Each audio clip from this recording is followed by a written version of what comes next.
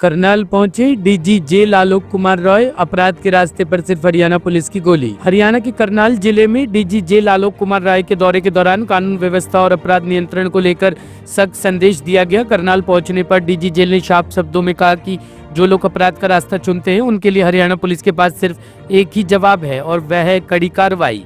उन्होंने कहा कि प्रदेश में अपराधियों को किसी भी सूरत में बख्शा नहीं जाएगा और कानून व्यवस्था से खिलवाड़ करने वालों के खिलाफ पुलिस पूरी ताकत से कार्रवाई कर रही है। डीजी जेल आलोक कुमार राय ने अधिकारियों के साथ बैठक कर जेलों की सुरक्षा व्यवस्था, कैदियों की स्थिति और सुधारात्मक योजनाओं की समीक्षा की। देखिए, मैं दोनों बातें पहले आपको बता देता हूँ। पहली बात तो ये बता देता हूँ कि अभी हमारी कैपेसिटी 23,000 के आसपास है और हमारे पास एग्जिस्टेंट स्थिति 27,000 की है। तो बहुत ज्यादा कंजेशन हरियाणा में नहीं है। हरियाणा की सारी जेलें मॉडर्न बनी हुई है, नई बनी हुई है और उसमें बड़े इजीली बाकी सारे अकोमोडेट होता है, ज्यादा संख्या कंजेशन नहीं है। पर इसके अलावा ये बात बिल्कुल ठीक है आपकी कि एग्जिस्टेंस स्ट्रेंथ को हमेशा बढ़ाया जाता है। तो अभी रेवाड़ी में एक जेल कंप्लीट हुई है जो हमको हैंडओवर हो गई है।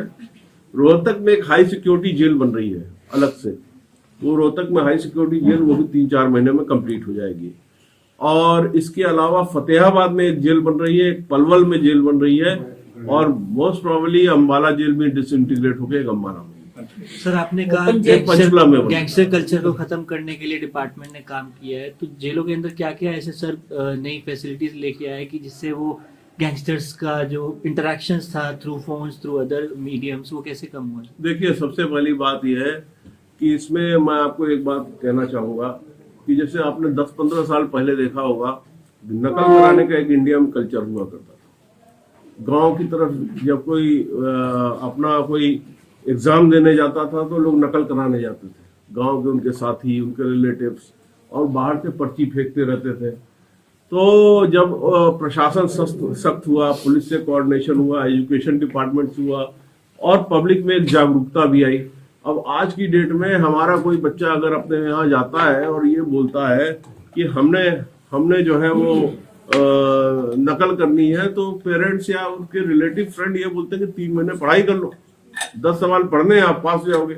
अब नकल कराने को नहीं जाता। तो ये कल्चर की बात होती है। तो हमने जो है वो जेलों के अराउंड पेट्रोलिंग की तो स्थिति को मजबूत किया और ये कोशिश करी कि ये जेलों के ऊपर से जो मोबाइल फेंके जाते हैं वो ना फेंके जाए। लेकिन इसमें सबसे बड़ा हाथ जो है वो मीडिया का रहा। जो हमने जागरूकता फैलाई उससे लोगों ने अपने आप को इसमें से इन्वॉल्व करना बंद कर दिया। उनका ठीक है, ये एक नियम है, कानून है, हम क्यों जाए फेंकने के लिए। 9 जगह पे हमारी बीएसएफ की पेट्रोलिंग लगी हुई है। पुलिस डिपार्टमेंट से हमने क्लोज कोऑर्डिनेशन किया और हमने अपनी पेट्रोलिंग को बढ़ाया, स्ट्रिक्टनेस की गई और सारा कुछ काबू कर लिया गया। अब क्या है कि हमारे पास अंदर एक फिक्स का अरेंजमेंट है, that is prison inmate calling system. तो प्रिजन इनमेट कॉलिंग सिस्टम में सबको 2 कॉल अलाउड है, वो पर डे के हिसाब से अलाउड है, उसके मिनट्स फिक्स्ड है और उससे आपको अलाउड है। उसमें कभी कभी ये सब परेशानियां जो आप बता रहे हो होती, जैसे डब्बा कॉलिंग, एक डब्बा कॉलिंग सिस्टम है, उससे लोग बात करने की कोशिश करते हैं।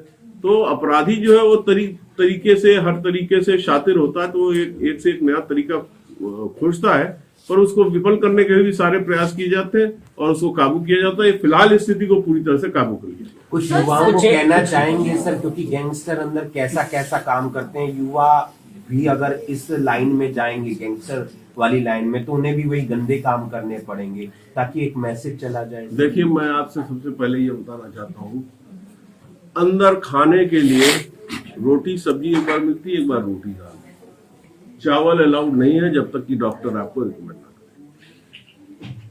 अगर आप अपराध की तरफ जाते हैं तो हरियाणा पुलिस की गोली के भी शिकार हो सकते हैं। एग्रेसिव मूड में रहती है हरियाणा पुलिस, और खाने के लिए आपको रोटी दाल और रोटी सब्जी ही मिल रही है। जो आपका पहनावा है, आपको कोई ब्रांडेड कपड़े अलाउड नहीं है। वहां पे एक जो जेल की वेशभूषा है उसको पारित करा लिया गया है, वो वहां से उसकी सैंक्शन भी आ गई है, वो उसी हिसाब से कुर्ता पजामा और आपको चप्पल मिल रही है। कंबल आपको 2 मिल रहे हैं, एक सेल में 3 भी रह रहे हैं, 4 भी रह रहे हैं, टॉयलेट अंदर है। और काम जो है वो मेंटेनेंस, क्लीनलीनेस और सैनिटेशन का सबको करना है। पहले ये कल्चर जरूर होता था कि जो गैंगस्टर होता था वो बैठा रहता था और बेचारे बाकी जो अपराधी होते थे उनका काम करते थे, पर अब ऐसा नहीं है। अब हमारे सुप्रिटेंडेंट जो है विजिलेंस में है और हम ये इंश्योर करते हैं कि जो काम सामान्य अपराधियों को दिया जाता है वो सारे अपराधियों को दिया जाए, वो गैंगस्टर्स को भी दिया जाए। उनको सिक्योरिटी के नाम पे ऐसा ना किया जाए कि उनको अलग में महसूस हो, और इस तरह से हमको सुधरने का भी एक मौका दे रहे हैं, काम सीखने का भी मौका दे रहे हैं। एक अपने हाथ से काम करने से उनके अंदर हो सकता है कि स्वावलंबन आ जाए, कोई आत्मनिर्भरता आ जाए, कोई स्वाभिमान आ जाए, कुछ जग जाए। तो मैं युवाओं को सिर्फ ये बताना चाहता हूँ, इस रास्ते पे हरियाणा पुलिस की गोली है, इस रास्ते पे आपके रोटी सब्जी और रोटी दाल है, जो खाने को आपको ठीक से मिलता नहीं है। जो आप काम करते हैं वो मिनिमम वेजेस के हिसाब से वो पैसे नहीं मिलते हैं, वो मिनिमम वेजेस के हिसाब से पैसे नहीं मिलते हैं, वो मिनिमम वेजेस से कम में मिलते हैं।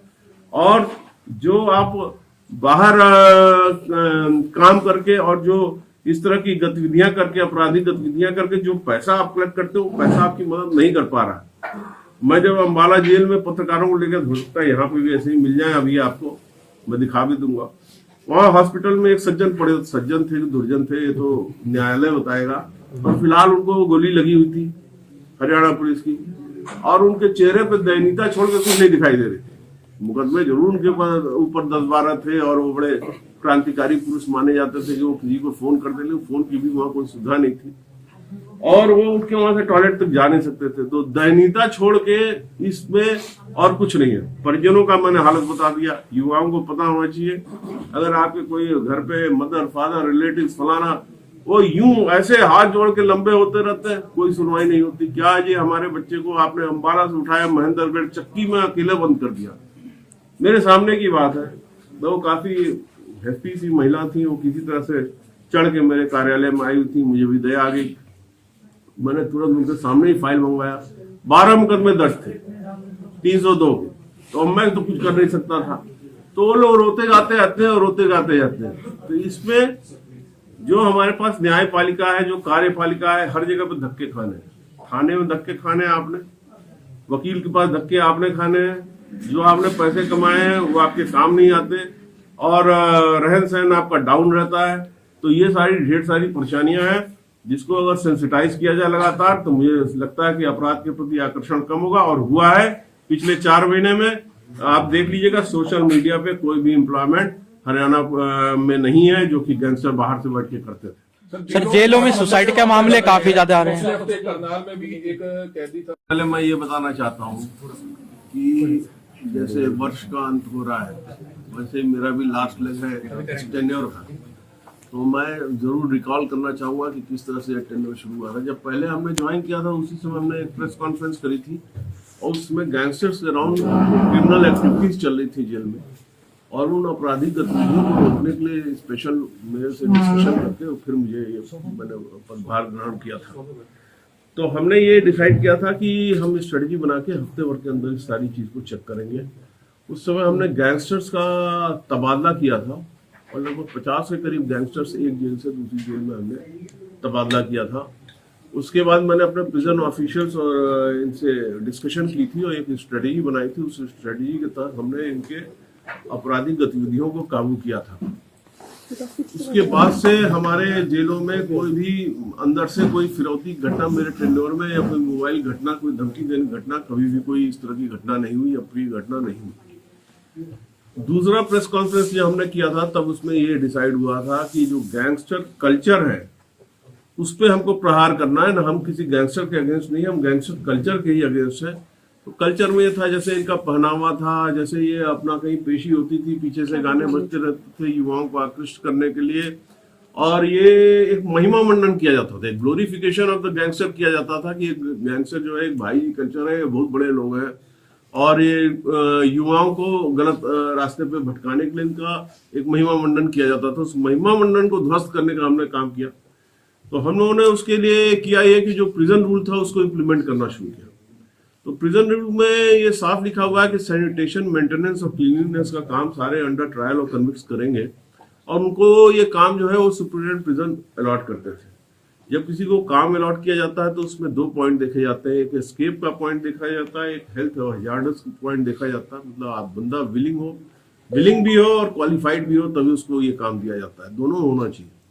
जैसे मान लीजिए किसी को इलेक्ट्रीशियन का काम दे दिया, उसको इलेक्ट्रीशियन काम नहीं आता तो उसको उसके साथ हजार्डस हो सकता है। तो जब हमने ये डिस्कशन करी तो ये पाया कि ये जिस तरीके से रहते थे उसको हमने चेंज किया। हमने इनको भी काम अलॉट करना शुरू किया, तो सैनिटेशन, मेंटेनेंस और क्लीनिंग के काम में गैंगस्टर्स को भी लगाया गया। और फिर मैंने उस समय ये बात कही थी कि इनको हम ले जाएंगे, पत्रकारों को जेल विजिट कराएंगे। और हमने अम्बाला जेल विजिट कराया था। जब पत्रकार हमारे साथ गए तो उन्होंने देखा, रूबरू हुए, तो उन्हें पता चला 6x6 के सेल में 3 गैंगस्टर या 4 गैंगस्टर भी रहते हैं, टॉयलेट भी अंदर है। और जो हरियाणा पुलिस से मुलाकात हो गई तो हॉस्पिटल में भी 1-2 लोग मिले जिनके शरीर शत विक्षत थे, पैर में गोली लगी हुई थी, तो उनकी स्थिति दयनीय थी। वो दयनीय स्थिति में थे, वो उनके टॉयलेट तक नहीं जा सकते थे। और जो महिमा मंडन और जो ग्लोरिफिकेशन हो रहा था वो गलत हो रहा था। तो हमने पत्रकारों को दिखाया और अपनी बात पत्रकारों के माध्यम से समाज तक पहुंचाई। जब समाज में युवाओं को इनकी असली स्थिति का पता चला तो पीछे आपने देखा होगा पिछले 3-4 महीने से जो सोशल मीडिया पे एम्प्लॉयमेंट चल रहा था गैंगस्टर्स के द्वारा युवाओं का, वो बंद हो चुका है हरियाणा में। पीछे आपने देखा होगा कुछ लोग जो है वो बरेली गए थे यहाँ से कांड करने के लिए, लौटते समय उनकी पुलिस से मुलाकात हो गई। 2 लोग उसमें दिवंगत हो गए और 2 लोग जो है वो घायल हो गए। तो हुआ क्या कि किसी युवा ने, किसी पत्रकार ने, हमने किसी में भी आगे जाके जानने की कोशिश नहीं की कि इनकी क्या दयनीय स्थिति है।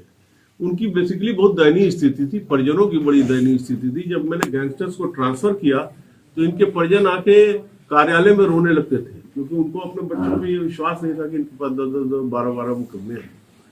तो स्थिति ये थी कि उसमें दयनीयता का ही भाव रहता था, महिमा मंडन वाली कोई बात कहीं पे रहती नहीं थी। जब अम्बाला जेल हमने विजिट किया था पत्रकारों के साथ तो उन्होंने ये बात रखी थी कि वहाँ पे हमने बेकरी का भी सामान देखा और वहाँ पे वुड क्राफ्ट का भी देखा गया, वहाँ पे प्रिंटिंग प्रेस भी था, कुछ क्लासेस भी चल रही थी जिसमें वेल्डिंग के बारे में बताया जा रहा था, कौन सी फ्लेम कितने डिग्री सेंटीग्रेड पे क्या मेटल में काम करता है। वेल्डिंग बड़ा अच्छा वहाँ पे टीचिंग स्टाफ था। और वहाँ पे अपना कल्चरल फंक्शन के लिए, डांस के लिए, म्यूजिक के लिए सारे में प्रिजन इनमेट्स इन्वॉल्व थे। तो उस समय ये इशू उठा था। मैंने ये सब बातें मैं इसलिए आपसे कह रहा हूँ क्योंकि जो गैंगस्टर वाली, जो ट्रांसफर वाली मैंने बात कही, वो भी हरियाणा में ऐतिहासिक था। कभी भी इस लेवल पर ना कभी ट्रांसफर किया गया था, मैंने पहली बार किया था। गैंगस्टर कल्चर पे जो प्रहार की बात करी वो भी हरियाणा में ऐतिहासिक था। Bureau report, team alive news. खबरों की विस्तार से जानकारी के लिए सब्सक्राइब करें हमारा चैनल और क्लिक करें बेल आइकन पर ताकि कोई भी खबर आपसे अछूती ना रह सके।